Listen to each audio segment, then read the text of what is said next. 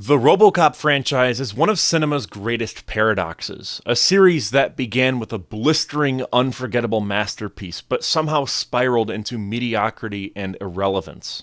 With its 1987 debut, RoboCop introduced a world rich with thematic depth, savage satire, and visceral storytelling, the kind of foundation that should have spawned a cultural juggernaut, and yet, the franchise stumbled almost immediately, lurching from a disjointed sequel to a sanitized disaster, before limping into a remake that felt more corporate than OCP. For a property that once redefined what sci-fi action could be, RoboCop became the very thing it once mocked. A hollow, mass-produced product devoid of identity.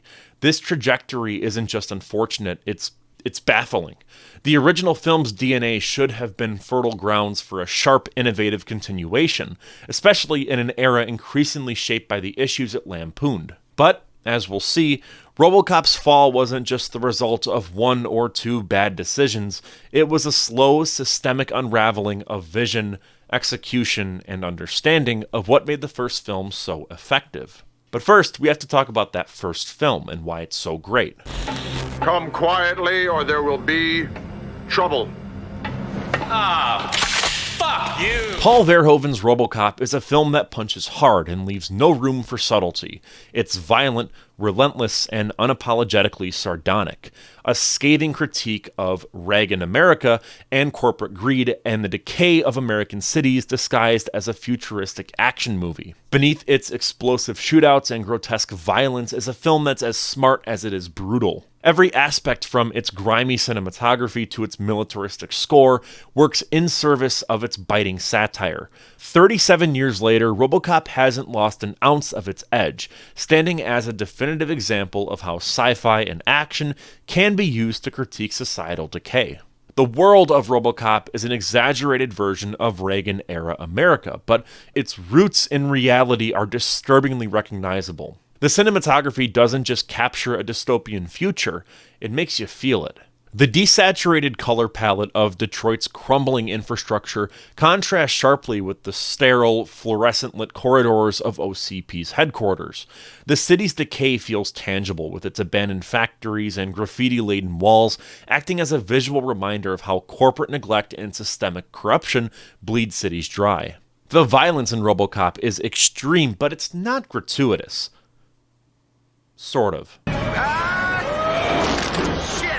It's integral to the story. The execution of Alex Murphy early on in the film is one of the most brutal scenes I've ever seen in a mainstream movie. The scene is harrowing, not because it revels in gore, but because of how long it lingers on Murphy's suffering. By the time he's riddled with bullets, his death feels like a public spectacle, a metaphor for the cruelty of the system that created him. Paul Verhoeven's direction ensures that the violence serves a purpose.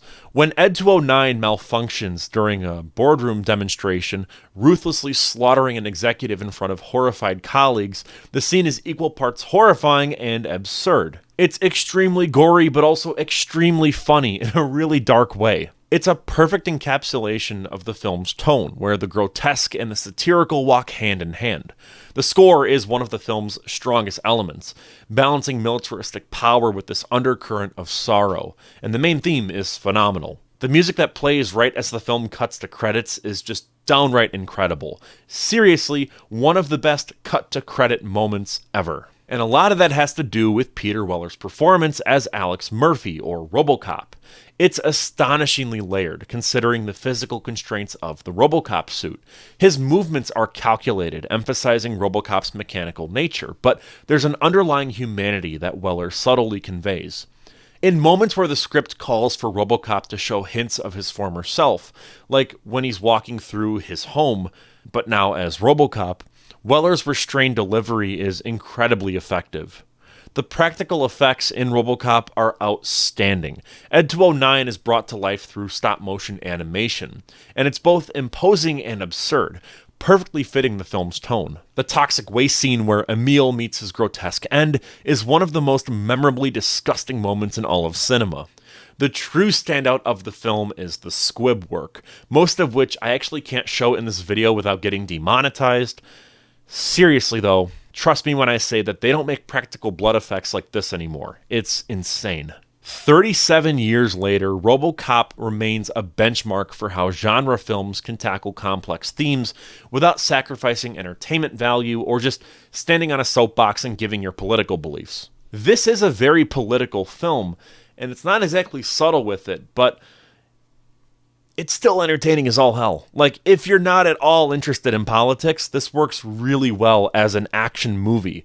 And what I think makes RoboCop endure is its refusal to compromise. It's a film that demands your attention. It shocks you, and it leaves you thinking long after the credits roll about humanity, identity, and in general, like, wow, that guy turned into a mutant and was splashed with acid and then a car made him explode. And it's like, whoa. It's brutal, it's smart, and it's one of the best examples of how genre filmmaking can say something so profound without ever losing its edge. Whether you're drawn in by the action or the satire, RoboCop doesn't disappoint. It's one of the few films out there that I can confidently say is an absolute masterpiece.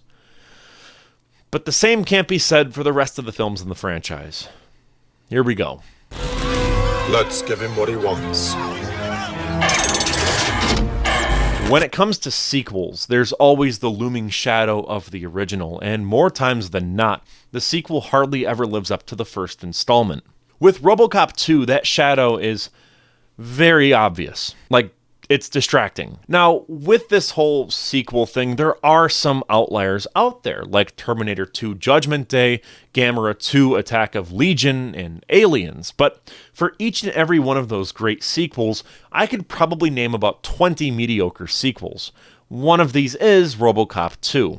Directed by Irvin Kershner, the guy who also directed a small indie film known as The Empire Strikes Back, and written by Frank Miller, the comic book artist behind Sin City and 300, RoboCop 2 had all the ingredients to continue the biting satire and visceral action of the original.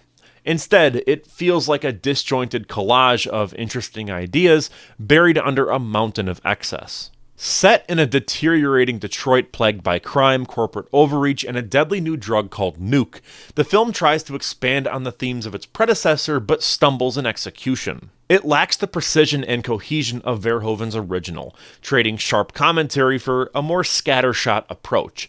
That's not to say it's without merit. There are moments of brilliance here, but they're surrounded by a mess that's hard to ignore. Peter Weller returns as Alex Murphy, or RoboCop, and while his performance is solid, the character feels strangely sidelined.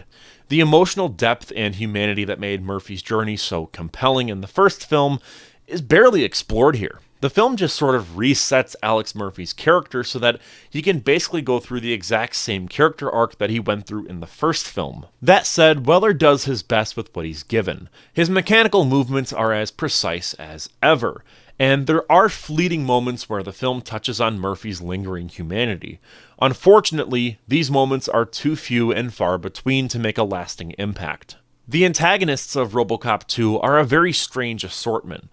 On one side, you have Kane, played by Tom Noonan, the drug lord and cult-like leader of the nuke trade.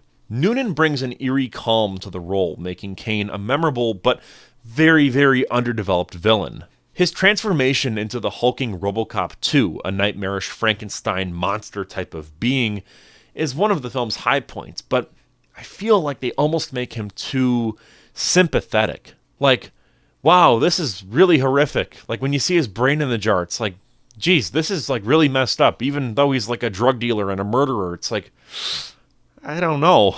The stop-motion effects used to bring RoboCop 2 to life are impressive and give the final battle a visceral, chaotic energy. Then there's Hobb, the child enforcer played by Gabrielle Damon. The idea of a preteen drug kingpin is bold, but the execution feels more gimmicky than impactful. His death scene should have worked well on paper, but it ultimately falls flat. One of RoboCop 2's biggest issues is its script. Frank Miller's original version reportedly leaned heavily into dark satire and bizarre dystopian concepts. What ended up on screen feels like a diluted version of his ideas, heavily reworked. The result is a film that's tonally inconsistent, lurching between satire, action, and melodrama, and really weird bits of comedy that sometimes work and sometimes don't. Officer Duffy, have a seat.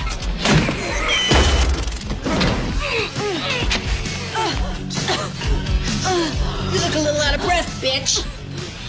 But none of these ideas are ever fully committed. The subplot about the privatization of the police force is very intriguing but underdeveloped. There's potential for compelling commentary here, but the film barely scratches the surface. Instead, it gets bogged down in the mechanics of Kane's drug empire and the increasingly convoluted schemes of OCP. RoboCop II is a frustrating film. It has moments of brilliance, like the scene of all the RoboCop knockoffs comedically failing over and over again and horrifically ending their existence. It's funny, it's messed up.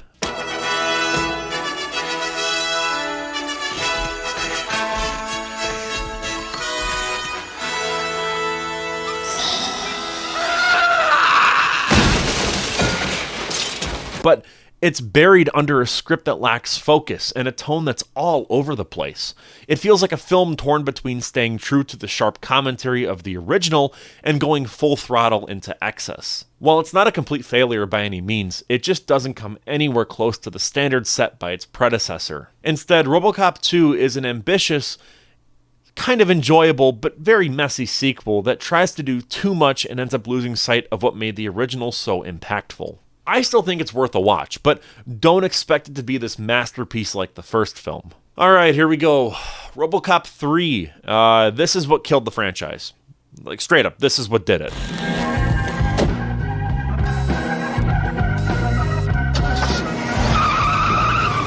Directed by Fred Decker, who had previously worked on The Monster Squad, this third installment strips away everything that made the original film iconic. The biting satire, graphic violence, and complex themes are replaced with watered-down, PG-13 action sequences and a laughably cartoonish tone. The plot revolves around RoboCop, who is now played by Robert John Burke, who replaced Peter Weller. RoboCop teams up with a group of resistance fighters to stop OCP from forcibly evicting residents to make way for its new urban development project. It's a story that has a lot of potential, but the PG-13 rating just neuters any real impact. RoboCop's jetpack and the, ninja-esque enemies are really interesting, but at the end of the day, they feel like desperate attempts to appeal to a younger audience, sacrificing the gritty edge that the series was built on. Gone is the subtlety of the original. Instead, we get a shallow, sanitized version of RoboCop that barely resembles its former self. The film's underwhelming reception at the box office marked the franchise's unceremonious end, and it's hard to argue that it didn't deserve it. Now, I could talk about, the TV shows, whether it be Prime Directives or the 80s cartoon, but I don't really want to. We're talking about the movies and not TV shows that 6 people remember. Now, in 2014, they did a remake of RoboCop. And, it had everything going for it on paper. A very stellar cast, including Joel Kinnaman, Gary Oldman, Samuel Jackson, and Michael Keaton, along with a very sizable budget. Yet, the end result is a tepid, uninspired film that fails to justify its own existence. What's the matter? You can't shoot? Huh? One of the remake's biggest missteps is its attempt at social commentary. Where Verhoeven's original approached its themes with razor-sharp wit, the remake opts for ham-fisted messaging about corporate greed and drone warfare. It just takes the concept and says, hey look, we're in Afghanistan, isn't this biting satire? Instead of, doing what the first movie did where it was actual satire, we're just subjected to heavy-handed monologues that feel more like lectures than meaningful critiques. The movie starts with Samuel Jackson just yapping to the camera for what feels like 20 minutes. The action is polished but very forgettable, with an over-reliance on CGI that lacks the visceral punch of the 1987 film's practical effects. Joel Kinnaman delivers a serviceable performance as Alex Murphy, but the film gives him little emotional depth to work with. People rip on him, but that scene where they take the armor off and he sees all that's left of him and he starts freaking out, it's so good. It's so well acted. Even Gary Oldman's role as Dr. Norton, a scientist grappling with the ethics of turning Murphy into RoboCop, can't save the film from its mediocrity. Ultimately, the remake is a pale imitation of its predecessor, devoid of the humor, grit, and cultural relevance that made the original a classic. It's not RoboCop 3 levels bad, but it's so thoroughly bland that, I forgot it even existed. That being said, though, it had the tools to be something special. It squandered them, though, by being just forgettable and by the numbers. I very much believe that there could be a modern RoboCop movie that actually has decent satire, but still. The demise of RoboCop as a viable IP isn't a mystery. It's a case study in what happens when bold ideas are replaced by timid execution and corporate interference. RoboCop II failed to build on its predecessor's foundation, favoring excess over coherence. By the time RoboCop III arrived, the franchise had abandoned its adult audience entirely, stripping away its edge in pursuit of younger viewers who weren't asking for it. Again, there were toys. There was that 80s cartoon. But at the end of the day, RoboCop is a brutal rated R IP. Why they made it for kids, I have no idea. But the 2014 remake, for all its potential, sealed the franchise's fate by delivering a hollow, self-serious retread that misunderstood the satirical brilliance of the original. At its heart, the failure of RoboCop lies in its inability to evolve while staying true to its core. The original was a product of its time, but also timeless in its ability to hold up a mirror to society. Like, yes, it is about Reagan's America, but it can still be applied to pretty much anything today, especially modern Detroit. In a way, Paul Verhoeven is what made that very concept of RoboCop work. The title, RoboCop, sounds really stupid on paper. Like, that should be the title for some forgotten B-movie made by Cannon. However, it was a very entertaining action romp with some fantastic social commentary. The sequels and remake either shied away from that vision or fumbled it entirely. What could have been a lasting cultural touchstone became another cautionary tale of how mismanagement and creative missteps can squander even the strongest beginnings. In the end, RoboCop remains a potent symbol, not of success, but of how quickly brilliance can decay when it's treated as a commodity rather than art. Editor, can you show the guy getting hit by the car again when he's like a mutant? Just one more time. We'll end on that. Thank you.